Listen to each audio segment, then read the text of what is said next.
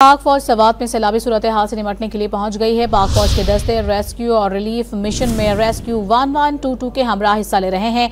पाक फौज के दस्ते जरूरी साजो सामान से लेस हैं। अब तक के 3 लोगों को बचाया जा चुका है, जबकि 7 लाशें भी निकाली गई हैं। सूरत हाल मजीद खराब होने की सूरत में मजीद दस्तों को भी रवाना किया जाएगा। पाक फौज मुश्किल वक्त में इंतजामिया के साथ मिलकर काम कर रही है।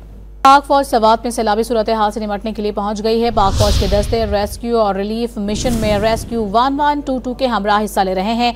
पाक फौज के दस्ते जरूरी साजो सामान से लेस हैं। अब तक के 3 लोगों को बचाया जा चुका है, जबकि 7 लाशें भी निकाली गई हैं। सूरत हाल मजीद खराब होने की सूरत में मजीद दस्तों को भी रवाना किया जाएगा।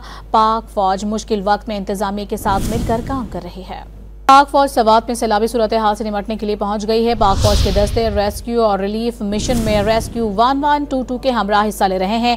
पाक फौज के दस्ते जरूरी साजो सामान से लेस हैं। अब तक के 3 लोगों को बचाया जा चुका है, जबकि 7 लाशें भी निकाली गई हैं। सूरत हाल मजीद खराब होने की सूरत में मजीद दस्तों को भी रवाना किया जाएगा। पाक फौज मुश्किल वक्त में इंतजामिया के साथ मिलकर काम कर रही है।